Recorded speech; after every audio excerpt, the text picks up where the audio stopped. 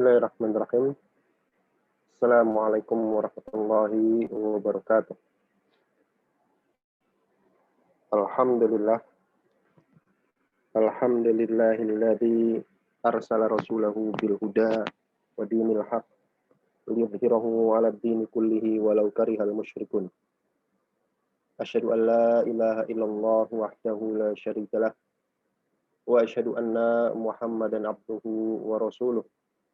Allahumma shalli wa sallim wa barik ala nabiyyina Muhammadin wa ala alihi wa ashabihi wa man tabi'ahum bi ihsanin ila yaumiddin, amma ba'd. Alhamdulillah,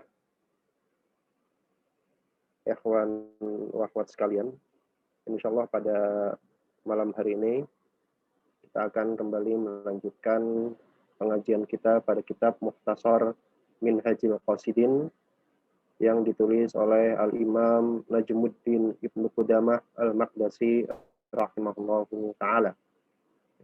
Sebuah kitab yang membahas tentang tata cara atau bagaimana caranya tazkiyatun nufus. Bagaimana caranya membersihkan hati kita dari noda-noda, ya. Baik. Kita masuk pada pasal yang baru. Setelah kemarin beliau menjelaskan tentang keutamaan atau sisi positif dari uzlah. Uzlah itu kemarin, sebagaimana yang telah kita baca, pengertiannya adalah menghindar atau menjauhi dari bergaul dengan orang lain. Kenapa? Karena beberapa hal kemarin, ya. Kemarin karena untuk melepaskan diri atau untuk meloloskan diri dari kemaksiatan-kemaksiatan yang biasanya timbul ketika seseorang itu bergaul dengan orang lain. Kemarin ada ghibah, ya, kemudian ada yang namanya suudzon dan sebagainya.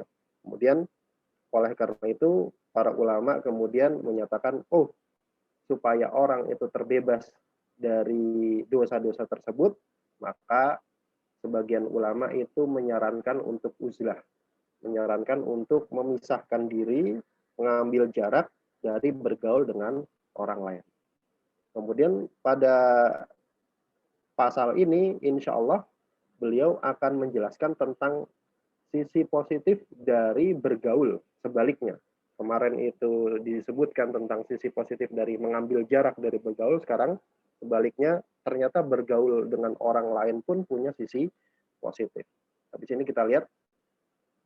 Bismillahirrahmanirrahim. Qala al-musannifu rahimahullahu ta'ala wa nafa'ana bihi wa bi'ulumihi fi darani amin. Berkata penulis rahimahullahu ta'ala, Faslun fi afatil uzlati. Ini adalah sebuah pasal yang menjelaskan tentang afat, sisi negatif, kejelekan dari uzlah. Mengambil jarak, memisahkan diri dari bergaul dengan orang lain. Ternyata punya sisi negatifnya, punya afatnya, punya penyakitnya. Kata beliau, i'lam, ketahuilah, anna bahwasanya minal maqasidid duniyati wa dunyawiyati. Di antara tujuan dari agama dan duniawi, tujuan agama dan dunia, itu mayustafadu al isti'anati bil ghairi, yaitu mengambil bantuan bil ghairi, dengan orang lain. Ya. Koneksinya kurang stabil, ya. Jadi di antara tujuan agama dan duniawi itu mengambil manfaat melalui bantuan orang lain. Wala yahsulu dzalika illa bil mukhalatati. Dan hal tersebut tidak bisa terwujud kecuali dengan mukhalatah, kecuali dengan bergaul. Itu sesuatu yang kita ketahui bersama, ya. Yang namanya dapat faedah agama dan faedah duniawi itu salah satunya dengan bantuan orang. Kita nggak mungkin bisa hidup sendirian, itu nggak mungkin. Ya. Kemudian beliau menjelaskan tentang faedah dari mukhalatah, bergaul. Wa min fawaidil mukhalatati. Di antara faedah seseorang itu bergaul dengan orang lain adalah at-ta'allumu wa ta'limu. Nah, ini beliau sebutkan faedah bergaul secara global, ya. Yang pertama adalah at-ta'allumu wa ta'lim. Seseorang itu bisa ta'allum, bisa belajar, wa ta'lim, dan mengajar. Belajar agama dan mengajar. Nggak mungkin orang belajar agama dari tembok gitu, atau dari sekadar buku, itu tidak mungkin. Harus yang namanya agama itu diwariskan dari orang per orang, dari guru kepada murid, kemudian kepada murid lagi, kepada muridnya lagi. Maka yang namanya belajar itu pasti ada orang, pasti kita ketemu dengan orang, meskipun sekarang kita belajar secara online gitu ya, tapi tetap bertemu dengan orang, wat ta'lim, dan juga mengajar. Yang namanya belajar dan mengajar itu pasti dengan orang. Kemudian wal berikan manfaat, wal intifa, ngasih manfaat dan ngambil manfaat dari orang lain. Kita bisa memberikan manfaat kepada orang lain dan kita juga bisa mengambil manfaat dari orang lain. Kemudian faedah bergaul yang ketiga adalah wat ta'dibu wat ta'addubu. Ta'dib, belajar adab, mengajar adab, ta'dib itu mengajarkan adab, wat ta'addub, dan mempelajari adab. Namanya adab juga sebagaimana ilmu, ya. Itu caranya dengan dipelajari dan dilatih, dan itu nggak mungkin bisa kecuali dengan bertemu dengan orang lain. Kemudian wal istiqnasu wal inasu, kemudian istiqnas, memperoleh ketenangan, wal inas, dan menenangkan orang lain. Kita dengan bergaul, kita dapat ketenangan. Kemudian dengan bergaul juga, kita juga bisa memberikan ketenangan kepada orang lain. Kemudian yang berikutnya adalah wanailus thawabi fil qiyami bil huquq, dan memperoleh pahala dengan menunaikan hak-hak orang lain. Jadi orang lain itu punya hak, dan menunaikan hak orang lain, memberikan orang lain haknya, itu mendapatkan pahala, mendapatkan thawab. Dan itu tidak mungkin terwujud kecuali dengan bergaul. Kemudian faedah bergaul berikutnya adalah wa'tiyadut tawadu'i. Kita bisa melatih rasa tawadu. Ketemu sama orang itu tawadunya itu bisa kita latih. Caranya gimana? Nanti ada ya. Salah satunya adalah dengan menganggap orang lain itu lebih baik dari kita. Selama kita nggak tahu, oh ini bagaimana. Tapi kita bisa melatih itu. Ya. Kalau nggak ketemu sama orang itu nanti akan terasa sombong gitu ya. Ini nggak pernah ketemu orang, ketemunya sama dia lagi gitu kan, sama kucing misalkan. Nah, itu akan sulit untuk melatih tawadhunya. Kemudian faedah dari bergaul berikutnya adalah wastifadatu at-tajaribi min musyahadati hadil ahwal. Al-istifadah, mengambil faedah at-tajaribi, dengan proses tajarib. Tajarib ini eksperimen. Mengambil faedah dengan meneliti min musyahadati hadil ahwal, dengan melihat keadaan yang terjadi di masyarakat. Kalau bahasa kita sosial eksperimen gitu ya. Jadi melihat keadaan masyarakat, meneliti keadaan masyarakat itu juga bisa bermanfaat. Bagaimana wal i'tibaru biha, kemudian mengambil ibroh dari kejadian-kejadian yang terjadi di masyarakat. Oh, masyarakat ini begini, kehidupannya seperti ini, masyarakat ini kehidupannya berbeda-beda, dan itu kita bisa ambil ibroh dari situ. Kemudian kata beliau, fahadihi fawaidul khilqati, dan inilah faedah dari khilqah, faedah dari bergaul. Wa nufassiluha, dan akan kita rinci satu persatu. Nah, tadi secara umum, kemudian rinciannya. Kita lihat. Ini mungkin nggak habis ya, sampai sedapatnya gitu ya. Kita lihat di sini, al-faidatul ula, faedah yang pertama dari bergaul adalah at-ta'allumu wa ta'limu. Mengajar dan belajar. Ta'allum, belajar dan mengajar. Ta'allum itu belajar ya. Ta'allum itu belajar, wa ta'lim, dan mengajarkan ilmu kepada orang lain. Wa qad dzakarna fadlahuma fi kitabil ilmi. Dan sungguh telah kami sebutkan fadilah dari belajar dan mengajar di pembahasan tentang ilmu. Ya. Jadi di kitab ini ada pembahasan tentang ilmu, itu sudah pernah kita bahas ya. Gitu ya. Mudah-mudahan masih ingat ya. Fa'amma man ta'allamal fardhu. Adapun orang yang mempelajari al-fardhu, ilmu yang fardu ain. Jadi di dalam Islam itu mempelajari ilmu itu enggak semuanya wajib ya. Kan di dalam hadis kan Rasulullah Shallallahu Alaihi Wasallam bersabda, tolabul ilmi fardhatun ala kulli muslim ya. Mempelajari ilmu itu wajib, fardhah, ada kata tak marbutoh di situ. Fardhah itu artinya sangat wajib bagi setiap muslim. Nah, kemudian jadi pertanyaan, apakah semua ilmu di dalam Islam itu wajib dipelajari? Maka jawabannya tidak. Tidak semua ilmu di dalam Islam dipelajari. Enggak semua orang itu wajib tahu tentang ilmu tafsir. Enggak semua orang itu wajib tahu tentang ilmu waris. Enggak semua orang wajib tahu tentang misalkan ilmu hadis. Karena ilmu-ilmu di dalam Islam itu sangat banyak. Yang wajib diketahui adalah ilmu-ilmu fardu ain. Ilmu-ilmu fardu ain itu apa? Contohnya ilmu tentang tauhid. Bagaimana cara kita mentauhidkan Allah, tentang syahadat, apa itu syahadat, bagaimana konsekuensinya, apa pembatalnya, dan sebagainya. Itu namanya ilmu fardu ain. Kemudian ilmu fikih. Ilmu fikih yang fardu ain itu apa? Ilmu yang dengannya seseorang itu bisa melaksanakan ibadah.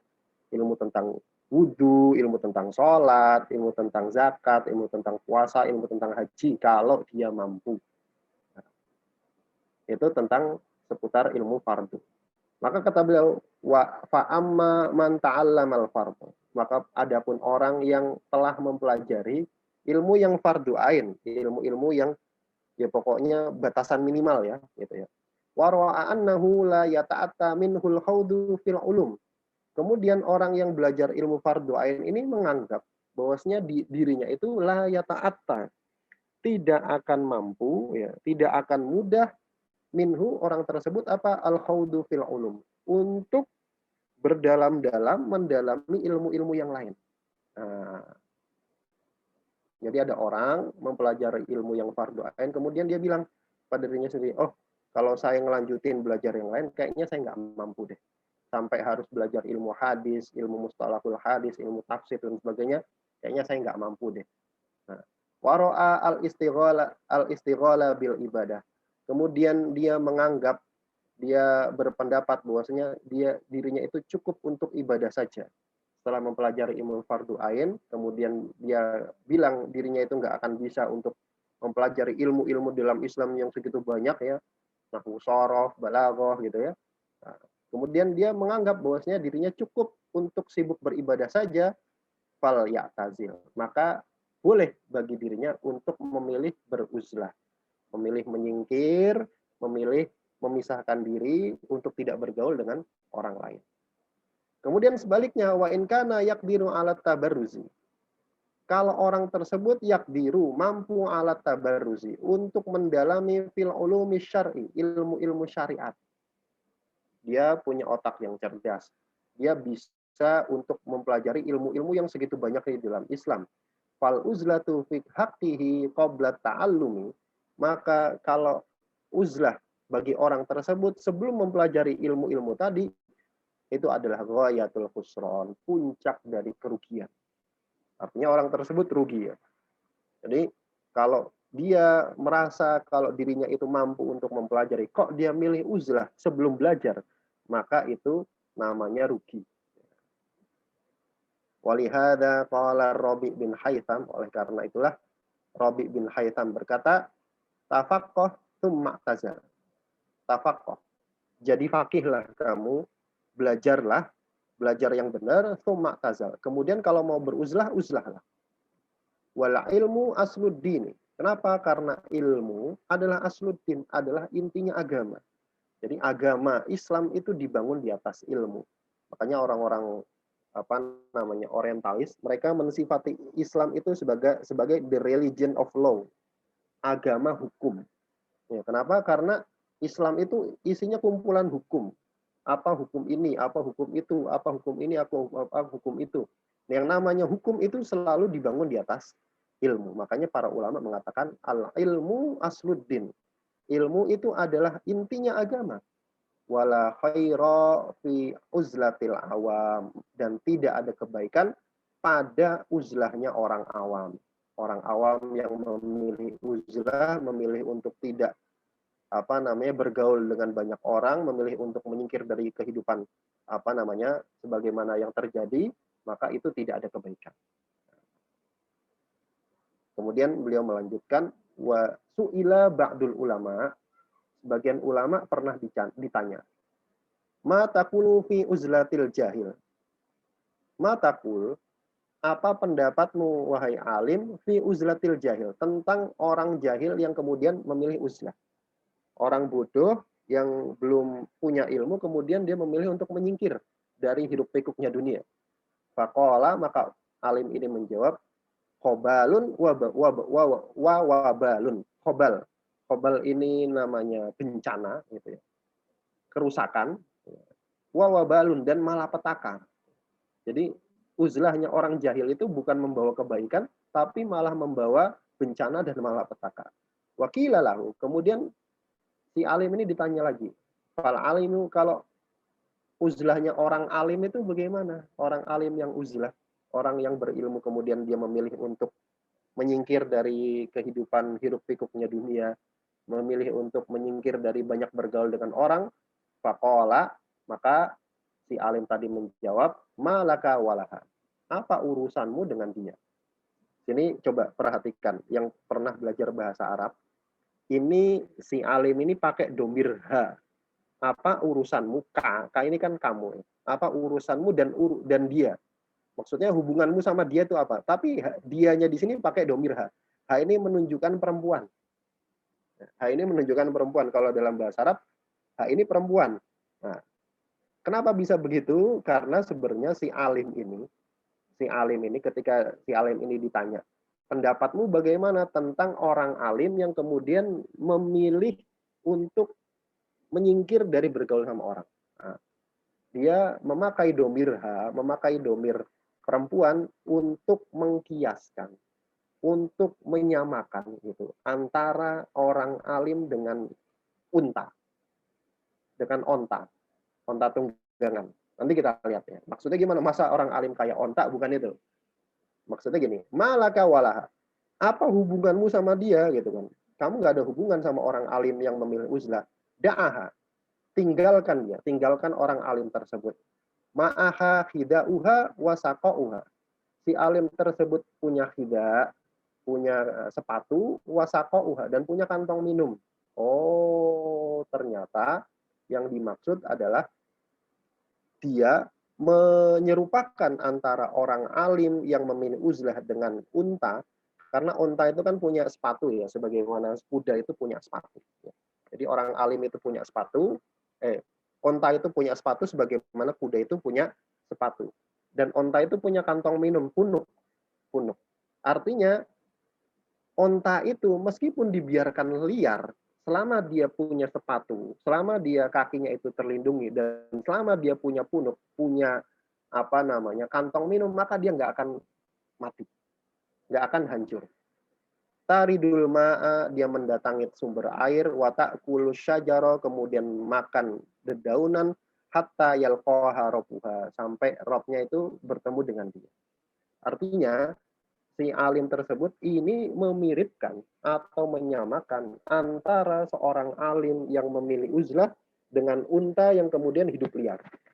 Unta hidup liar itu selama dia punya kakinya terlindung, kemudian punya punuk, maka dia nggak akan mati. Dia nggak akan mati. Sebagaimana orang alim. Orang alim itu kalau dia hidup terpisah dari manusia, dia tidak akan celaka untuk disambar setan, untuk dicelakakan oleh setan. Beda sama orang awam dan orang jahil. Orang awam dan orang jahil kalau sendirian, dia nggak punya orang lain yang memotivasi dia untuk beribadah, maka dia akan celaka. Begitu maksudnya. Mudah-mudahan bisa pahami ya. Kemudian beliau melanjutkan, ammat ta'limu, adapun tentang belajar. Ini sisi positif dari bergaul. Kalau orang bergaul, itu orang bisa belajar. Amma ta'lim, adapun belajar, fafihi thawabun azimun idza sahhatin niyatu fihi. Maka di dalam belajar tersebut ada pahala yang besar idza sahhatin niyatu fihi, kalau niatnya benar. Jadi kalau niatnya benar maka dapat pahala. Nah, nanti menarik di sini. Kita lihat. Wa mata kanal qasdu iqamatal jahi wal istiksari minal atba. Wa mata, dan kapan saja kanal qasdu, niat orang belajar itu iqamatal jahi, untuk mendapatkan jah, kedudukan, mendapatkan ketenaran, kedudukan di antara manusia. Wal istiksari minal atba, kemudian memperbanyak pengikut, memperbanyak follower gitu ya. Karena yang namanya orang belajar, orang jadi alim itu biasanya kedudukannya akan meningkat, kemudian followernya akan banyak. Nah, kalau itu jadi tujuan belajarnya dia, niat belajarnya dia dari awal itu, bahwa halakuddin, maka itu adalah kebinasaan dalam agama. Waqad sabaqa dzalika fi kitabil ilmi, dan sungguh telah lewat penjelasan hal tersebut di dalam kitab Al-Ilmu. Di dalam kitab ini ya, sudah lewat ya. Mudah-mudahan masih ingat ya. Wal ghalibu fi hadzal zaman su'ul qasdi minal muta'allimin. Wal ghalibu, dan mayoritasnya kata beliau, fi hadzal zaman, di zaman ini, zaman Mbah Ibnu Qudamah. Ibnu Qudamah itu coba saya lihat, wafat tahun 689 Hijrah. Tahun 689 Hijrah. Kata beliau, al-ghalibu, mayoritasnya fi hadzal zaman, pada zaman ini, su'ul qasdi minal muta'allimin, itu ini jeleknya niat orang yang belajar. Kata beliau begitu. Tahun 600-an itu banyak orang belajar itu niatnya sudah jelek. Apalagi zaman sekarang gitu ya. Yang gampang sekali dapat follower gitu. Fayak tadi ad-dinu al-i'tizala anhum. Maka agama itu menuntut untuk al-i'tizal, memisahkan diri anhum, dari mereka. Mereka ini siapa? Orang yang belajar tapi niatnya jelek. Niatnya dapat kedudukan sama niatnya untuk memperbanyak follower. Jadi agama menuntut untuk i'tizal, memisahkan diri dari mereka. Kemudian fa'in sudifa talibun billah. Tapi apabila sudifa, apabila bertepatan, kebetulan ditemukan gitu, talibun lillah, seorang santri, seorang pelajar yang lillah, belajarnya lillah, wa mutaqarribun bitta'allumi ilaihi, kemudian kebetulan ditemui orang yang belajar itu mutaqarribun, dia taqarrub bitta'allumi, dengan belajarnya kepada Allah, kok bisa ketemu gitu dengan orang yang seperti itu, lam yajuz al-i'tizala anhu, maka tidak boleh untuk i'tizal, untuk memisahkan diri dari dia. Artinya kalau ketemu sama santri yang lillah, ketemu sama orang yang belajarnya beneran lillah, maka nggak boleh nggak boleh ditinggalkan. Wala yahillu kitmanul ilmi, dan nggak boleh juga kitmanul ilmi, nggak boleh juga menyembunyikan ilmu. Wala yanbaghi an yaghtarra biqauli man qala, dan juga nggak boleh, hendaknya tidak boleh untuk tertipu dengan ucapan orang, ta'allamnal ilma li ghairillah fa aba an yakuna illa lillah. Ta'allamna, kami mempelajari ilmu, li ghairillah, awalnya kami mempelajari ilmu itu bukan untuk selain Allah, bukan untuk lillah gitu. Fa'aba, kemudian ilmu tersebut enggan, an yakuna illa lillah, kecuali dicari hanya untuk Allah. Baik, kita jelaskan di sini. Jadi tadi Mbah Ibnu Qudamah, penulis itu menyebutkan bahwasannya kalau salah satu faedah dari bergaul adalah taklim, bisa belajar, asalkan niatnya benar. Kemudian kalau kita bertemu, kalau kita mendapati ada pelajar, ada santri, kok niatnya bukan untuk selain Allah, maka bagusnya itu i'tizal, uzlah, memisahkan diri dari mereka. Kalau ketemu sama santri yang lillah, yang belajarnya itu hanya untuk Allah, maka nggak boleh uzlah, dan juga nggak boleh menyembunyikan ilmu. Dan juga jangan sampai kita tertipu dengan orang yang ngomong ta'allamnal ilma. Ini sebenarnya ucapan ini, tahu saya, seingat saya, ini dinisbatkan kepada Imam Syafi'i. Ya.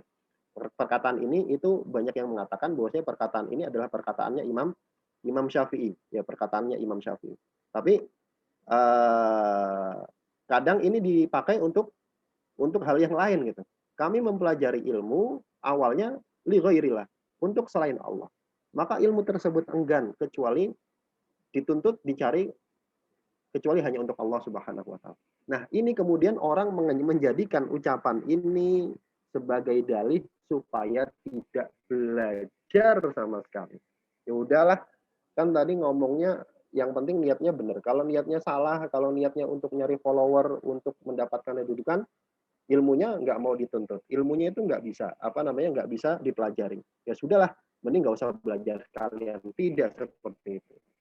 Tidak seperti itu. Di kitab yang saya punya, di cetakan Darul Faiha, Darul Faiha, ini ucapan ini itu ada penjelasannya, ada penjelasannya. Jadi Imam Qurtubi itu beliau mengatakan di dalam tafsirnya, di awal tafsirnya membawakan ucapan ini, beliau mengatakan qad yabtadi at-talibu lil ilmi yuridu bihi al-mubahata wa syarafa fid dunya. Kadang seorang santri itu mereka itu memulai belajarnya itu yuridu bihi dengan niat al-mubahat untuk mendapatkan kebesaran dan syaraf kemuliaan duniawi. Awalnya seperti itu. Fala yazalu bihi fahmul ilmi hatta yatabayyana annahu ala khata'in. Maka senantiasa niat tersebut itu seperti itu sampai dia memahami ilmu. Kemudian jelaslah bahwasanya niatnya itu salah. Ya. Fayatubu min dzalika fayukhallisu niyata lillahi ta'ala. Kemudian dia bertaubat, kemudian mengikhlaskan niatnya hanya untuk Allah Subhanahu wa taala. Fayantafi'u bidzalika wa yahsunu haluhu. Kemudian dia bisa mengambil manfaat dengan hal tersebut dan keadaannya pun menjadi baik. Kemudian Al Hasan Al Basri mengatakan kunna natlubul ilma lid dunya fajarrona ilal akhirah. Kata Al Hasan Al Basri, beliau mengatakan dulunya kami itu belajar itu lid dunya, untuk tujuan dunia. Awalnya belajar untuk tujuan dunia. Fajarrona ilal akhirah. Kemudian ilmu tersebut menarik kami untuk berniat hanya untuk akhirat saja. Artinya tentang niat ini, ikhwas sekalian, tentang niat ini para ulama ternyata mereka itu awalnya kadang-kadang sebagian ulama itu belajar memang awalnya niatnya salah. Sebagian ulama ada yang awalnya itu belajar untuk dunia. Kemudian setelah belajar, ternyata niatnya itu bisa diperbaiki. Artinya niat itu nanti akan benar sendiri seiring waktu. Maka ucapan ini bukan sebagai dalih bahwasanya ya sudah nggak usah belajar. Kenapa? Karena nanti belajarnya li ghairillah gitu kan. Nah, itu salah ya. Makanya kata beliau wala yanbaghi an yaktarra biqauli man qol. Hendaknya tidak tertipu dengan ucapan orang yang mengatakan ta'allamna ilma li ghairillah fa aba an yakuna illa lillah. Kami awalnya belajar ilmu untuk selain Allah, maka ilmu itu enggan, maka kecuali ilmu tersebut dicari untuk Allah. Kemudian beliau melanjutkan fa innahu asyara bihadhihi ila ulumil qur'ani wal hadisi wa ma'rifati siyaril anbiya'i washolihah wassahabah. Sesungguhnya orang yang mengatakan ini, seingat saya mungkin nanti dikoreksi, yang mengatakan ini itu Asy-Syafi'i. Sesungguhnya beliau itu berisyarat bihada dengan ucapan tadi ila ulumil Quran, kepada ilmu Al-Quran, wal hadis, ilmu hadis, wa ma'rifati siyaril anbiya, kemudian mengetahui sirahnya para nabi dan para sahabat. Wa dzalika yatadammanu takhwifa wa tahdhira. Dan ucapan ini sebenarnya berkonsekuensi takhwif, supaya kita takut, wa tahdhir, dan waspada, bukan untuk kemudian menjadi alasan untuk tidak belajar gitu ya. Wa huwa sababun, dan wa huwa sababun lil itharatil khaufi minallah subhanahu wa ta'ala. Dan ilmu tersebut sebenarnya sebab lil itharatil khaufi, untuk munculnya itharah. Athar itu berpengaruh gitu. Terpengaruh dengan rasa takut kepada Allah Subhanahu wa taala. Jadi itu ilmu adalah sebab untuk itu. Fa illam yu'athir fil hali. Kalau ilmu tersebut tidak berpengaruh muncul rasa takut kepada Allah fil hal. Pada waktu tersebut, pada waktu sekarang, atharo fil ma'al, maka pasti nanti akan berpengaruh fil ma'al, di masa yang akan datang. Nah, jadi begitu. Ini kan tadi kan kalau belajar untuk selain Allah, maka ilmu tersebut enggan. Ilmu tersebut enggan. Ya belajar aja, karena belajar itu adalah sebab untuk mendapatkan rasa takut kepada Allah. Ilmu tersebut adalah sebab. Kalau ilmu tadi belum berpengaruh di masa sekarang, pasti nanti di masa akan datang berpengaruh. Makanya belajar aja. Jangan takut, kemudian wah niat saya belum benar, kemudian gara-gara niatnya belum benar dia nggak mau belajar. Nah itu salah. Itu salah. Kemudian fa'amma ilmul kalami wa ilmul khilaf. Adapun ilmu kalam itu ilmu untuk menetapkan akidah, untuk menetapkan keyakinan, tapi melalui metode kalam. Metode kalam itu metode perdebatan imajiner. Metode perdebatan imajiner. Misalkan dalam akidah Asy'ariyah itu kan ada sifat 20. Allah wujud, qidam, baqa, mukhalafatul hawadis. Itu sebenarnya urutan itu adalah urutan yang dibangun di atas dialog imajiner dengan orang yang mengingkari adanya Allah. Ini saya ceritakan untuk menceritakan apa itu ilmu kalam gitu ya. Apa itu ilmu kalam? Contohnya, ada orang yang mengingkari wujudnya Allah. Kemudian datang sifat 20 tadi. Allah itu wujud gitu. Bukan sesuatu yang tidak ada. Namanya pencipta itu ada, Allah itu wujud. Kemudian orang yang menentang ini akan mengatakan, kalau Tuhan itu ada, maka bagaimana cara adanya dia? Gitu kan.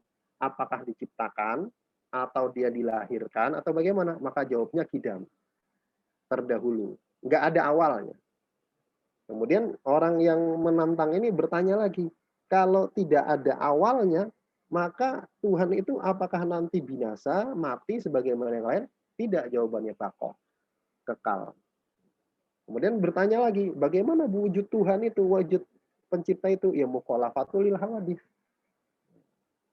Qiyamuhu binafsi dan seterusnya. Itu namanya kalam.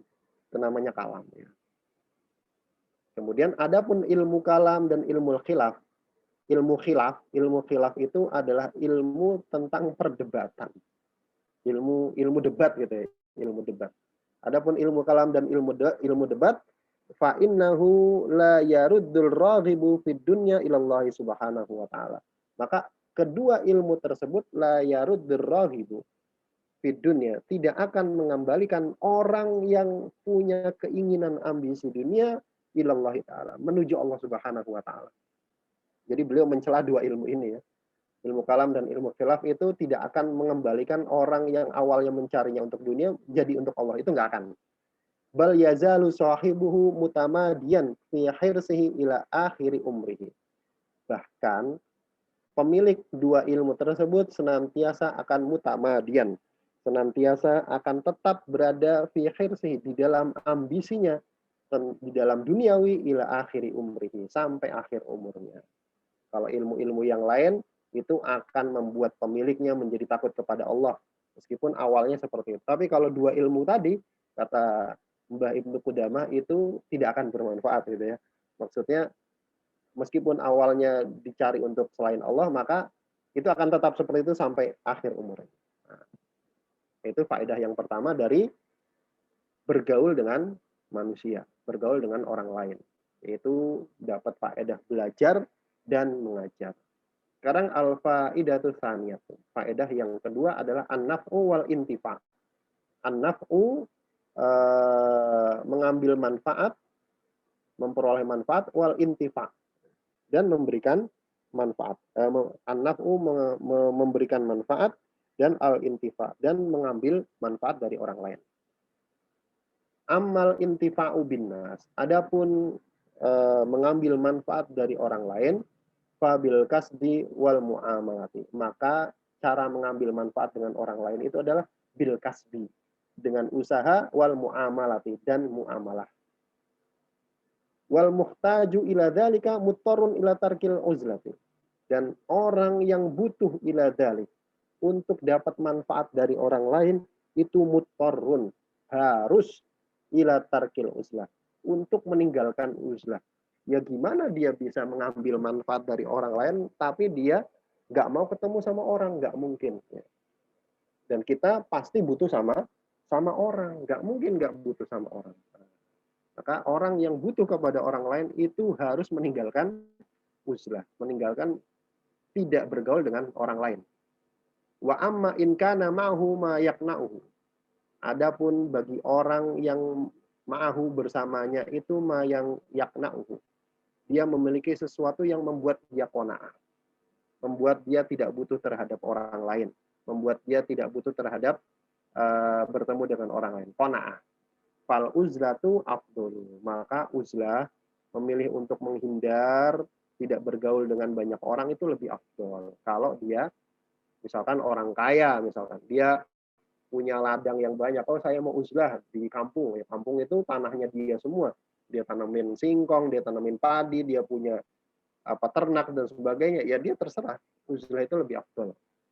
Illa an yaksuda atas diqo bikasbihi, kecuali kalau dia meniatkan untuk bersedekah dengan usahanya tadi, dia punya usaha macam-macam gitu kan, dia punya perusahaan yang sudah berjalan sebagaimana mestinya, sudah autopilot gitu.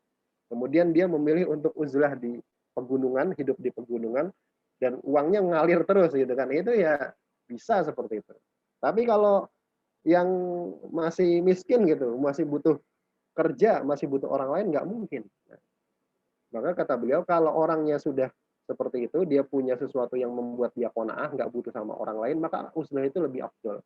Kecuali kalau dia meniatkan untuk bersedekah dengan hartanya tadi, dengan usahanya tadi. Fadzalika afdolu minal uzlah. Maka yang seperti itu lebih afdol daripada uzlah, daripada memisahkan diri dari manusia. Ila antakunal uzlatu mufidatan lahu ma'rifatullahi wal ansibihi. Kecuali kalau uzlah tadi, dia memilih uzlah itu mufidatan, itu memberikan manfaat bagi dia ma'rifatullahi ta'ala wal ansibihi. Ya. Memberikan manfaat untuk ma'rifatullah dan tenang bersama dengan Allah Subhanahu wa taala. Artinya kalau dia uzlah itu kemudian dia bisa lebih mengenal Allah, dia lebih fokus ibadah, kemudian dia tenang bersama Allah, maka itu lebih afdol daripada sedekah tadi ya. Ankashfin wa basiratin, tapi dengan catatan ankashfin wa basiratin, berdasarkan kashfin wa basiratin. Kashf ini ilmu ya. Ilmu ilham wa basirah, dan ya basirah itu ilmu. Jadi dia tetap berdasarkan ilmu ya, dia uzlah kemudian ngambil manfaat berupa ma'rifatullah dan tenang bersama Allah, itu berdasarkan ilmu. La'an auhamin wa khayalatin fasidatin, bukan berdasarkan auham, berdasarkan waham, berdasarkan prasangka saja dan khayalan-khayalan yang rusak. Enggak itu. Ya. Kemudian berikutnya, wa amman naf'u, adapun an-naf'u, adapun memberikan manfaat, fahuwa an yanfa'an nas, yaitu memberikan manfaat kepada orang lain. Ini termasuk faedah bergaul. Kita bisa ngasih manfaat sama orang. Cara gimana? Imma bimalihi au bibadanihi liqada'i hawaijihim. Imma ada kalanya bimalihi, kita bisa ngasih manfaat orang dengan harta kita, au bibadanihi atau dengan badan kita, liqada'i hawaijihim, untuk menunaikan, untuk memberikan kebutuhan mereka. Ada orang butuh, ada orang fakir, ada orang miskin, ada orang papa, ada orang anak yatim dan sebagainya, punya kebutuhan-kebutuhan tertentu. Kalau kita nggak gaul sama orang, kita nggak bisa ngasih manfaat sama mereka. Misalkan kita punya harta, ya kita kasih harta. Kita punya tenaga, kita kasih tenaga.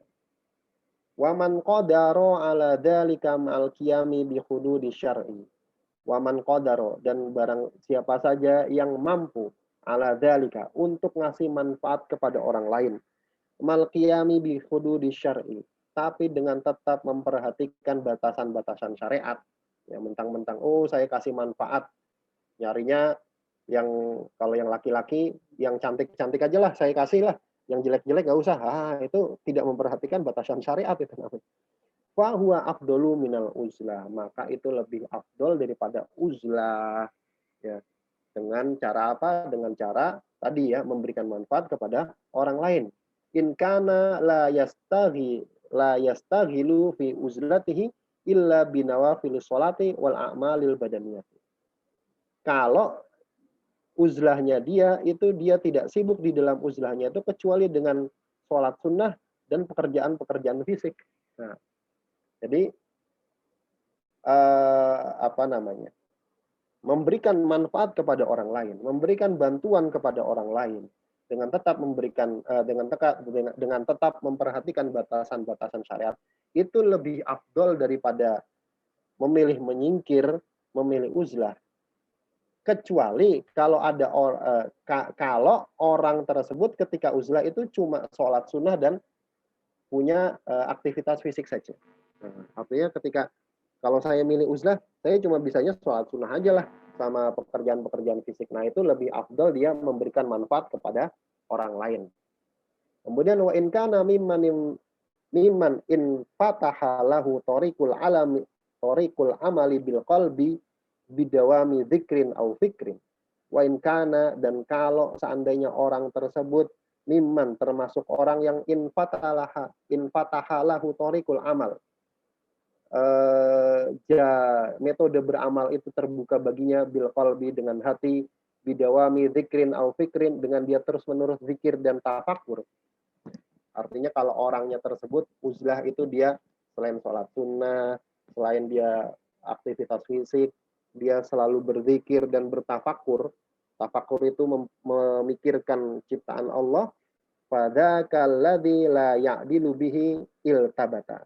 Maka yang seperti ini tidak ada yang menyamainya sama sekali. Artinya kalau ada orang uzlah kemudian dia sibuk berzikir terus, nah itu uzlah aja nggak apa-apa. Uzlah aja nggak apa-apa. Tapi kan kayaknya nggak ada ya. Yang saben dino zikir itu susah ya. Kita ketemunya susah. Kemudian itu faedah yang kedua ya. Faedah yang kedua adalah memberikan manfaat kepada orang lain dan memperoleh manfaat dari orang lain. Kemudian al-faidatu satu faedah yang ketiga, lagi azan ya. At-ta'dibu wa ta'addubu. Faedah dari bergaul kepada orang lain adalah at-ta'dib.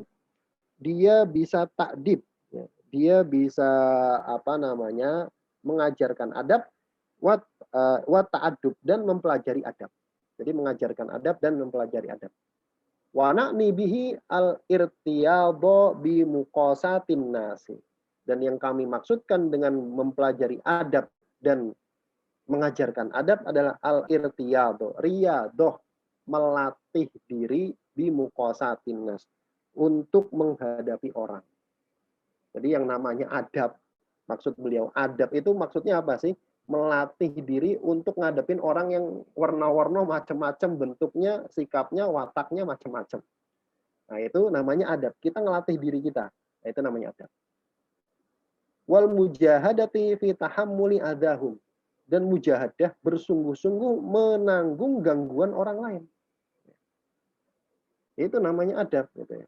Wa kasrin nafsi, kemudian menahan jiwa, menahan emosi, wa qahri syahwati, dan mengalahkan syahwat, wa dzalika afdalu minal uzlati. Yang seperti itu lebih afdal daripada uzlah fi haqqi man lam tatahadzab akhlaquhu, bagi orang yang akhlaknya itu belum disiplin, ya. Tata hadap belum tertata. Ya. Jadi akhlaknya belum tertata. Jadi itu tujuan bergaul. Tujuan bergaul itu ngelatih diri kita, ngelatih adab kita supaya tahan ngadapin orang yang macam-macam. Ada orang yang begini, ada orang yang nyebelin gitu kan. Bahkan kadang teman kita banyak yang nyebelin gitu kan. Nah itu cara salah satu faedahnya adalah melatih adab kita. Melatih adab kita. Kemudian wayan bagi an yufhama anna riyadata la turadu li nafsiha kama la yuradu dzalika min riyadati dabbah. Dan hendaknya dipahami bahwasanya melatih adab tadi, latihan adab tadi itu la yuradu bi nafsiha.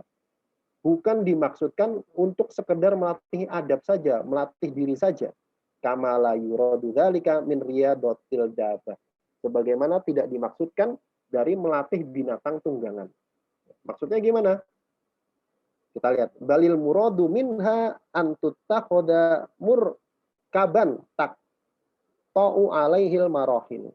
Bahkan yang dimaksud dengan melatih melatih binatang tunggangan itu supaya binatang tunggangan tadi dijadikan murkiban atau murkaban, dijadikan hewan tunggangan. Kita ngelatih kuda, kamu tak latih supaya jadi kuda yang jalannya enak, jalannya tenang, cepat, tapi cuma dilatih aja, nggak pernah dijadikan binatang tunggangan. Nah, itu namanya bodoh.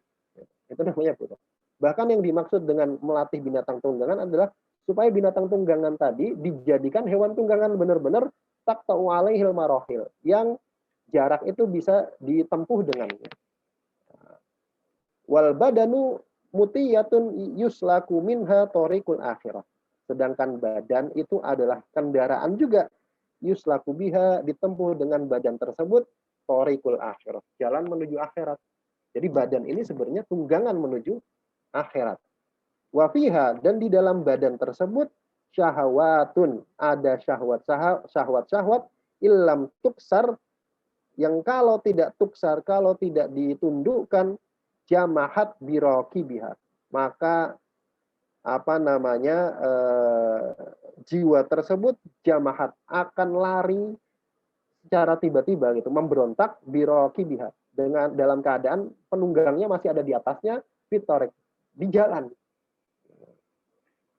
Famanistaghola tula umrihi biryadati, maka siapa saja yang sibuk sepanjang umurnya untuk melatih adab saja, tapi bukan untuk dijadikan sarana menuju akhirat, karena itu seperti orang yang kamanistaghola tula umrihi biryadotid dabati walam yarkibha, yarkabha. Maka itu bagaikan orang yang sibuk sepanjang umurnya untuk melatih binatang tunggangan, tapi nggak dia naikin. Itu orang kurang kerjaan gitu ya. Wala yastafidu illal khulaso min abdiha warofasiha, dan tidaklah dia mengambil faedah, manfaat dari melatih hewan tadi, kecuali dia bisa bebas dari gigitan hewan tadi dan dari kotorannya hewan tadi. Jadi sekedar melatih itu ya, ada hewan dilatih ya, dia bisa bebas dari nggak digigit gitu kan, dan nggak dikotori dengan kotoran. Wahya li umri faidatun, dan itu menurutku faedah, itu namanya faedah. Lakin laisat ma'domal maksud, akan tetapi bukan tujuan utama. Ya. Kila li rohibin, makanya pernah dikatakan kepada seorang rahib, ya rohib, wahai rahib. Ada rohib itu orang yang fokus ibadah ya, di agama-agama terdahulu. Wahai rahib, gitu kan, dipanggil. Qala, rahib ini ngomong, lastu birohibin, saya bukan rahib. Innama ana kalbun akurun, saya ini anjing buas. Anjing buas. Saya ini anjing buas. Saya bukan rohib. Saya bukan orang yang fokus ibadah. Saya ini anjing buas. Hasabtu nafsi hatta la aqorannas. Saya cuma menahan jiwaku supaya aku tidak gigit orang lain. Hada hasanun bil idofati ilaman ya'kuru. Ini adalah kebaikan kalau ditinjau kepada orang yang sukanya gigit. Orang kalau nggak ditundukkan, nggak dilatih, itu orangnya brongsong gitu. Orangnya buas gitu, liar. Lakin layan bagi an yaktasira alaihi. Akan tetapi hendaknya tidak membatasi diri cuma untuk sekedar melatih diri saja, tapi itu dijadikan kendaraan untuk menuju ke akhirat. Terakhir, wa ammat ta'dib, dan adapun ta'dib, mengajarkan adab, bahwa an yu'addiba ghairahu, yaitu mengajarkan adab kepada orang lain. Wa yatatarraqu ilaihi min daqaiqil afati ma yatatarraqu ila nashril ilmi ala ma dzukira. Dan muncul dari mengajarkan adab ini min daqaiqil afat, penyakit-penyakit yang daqaiq, penyakit-penyakit yang tipis yang hampir tidak kelihatan, ma yatatarraqu, sebagaimana muncul penyakit ila nasril ilmi, ketika menyebarkan ilmu, alama dzukira, sebagaimana yang telah disebutkan. Jadi mengajarkan adab pun itu penyakitnya sama sebagaimana orang yang mengajarkan ilmu, gitu maksudnya. Wallahu ta'ala alam bisawab. Cukup, mudah-mudahan ada manfaatnya. Yang benar datangnya dari Allah Subhanahu wa taala dan Rasul-Nya, dan yang salah dari saya pribadi dan dari syaitan, dan saya mohon ampun atasnya.